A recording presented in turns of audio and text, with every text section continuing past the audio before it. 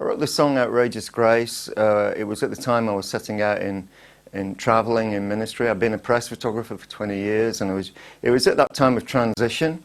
And I remember it was a real battle at the start when I was beginning traveling, and there was a real sense of attack. And I remember getting physical pain in my heart, you know, one morning waking up with it, with all the sense of there was something trying to snuff me out. That's what it felt like. And I just remember hearing from the Lord, yeah, there's a lot of pain, but there's a lot more healing. And that's the first line of the song, you know, and then it moved in, there's a lot of trouble, but the Lord was showing me there is trouble, but He was giving me the positives, there's a lot more peace. And also the very last verse speaks about there's an enemy that seeks to kill what it can't control.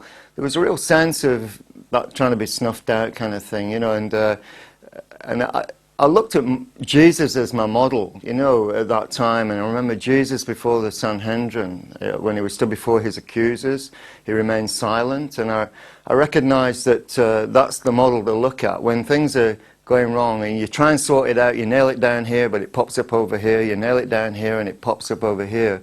And I recognized what you've got to do is keep still and just call upon the Lord. That's what the verse says. But I will call upon the Lord who is worthy of praise. I'll run to him and I'm saved. You can't, some things you just can't work out, you know. And then the chorus, Outrageous Grace. I had the verses, but the chorus came when I was in London at a meeting, and Jeff Lucas was rounding off the meeting.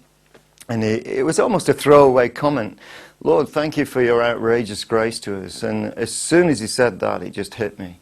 You know, and just that phrase, and it just tied in with the rest of the song, oh outrageous grace, love unfurled by heaven's hand.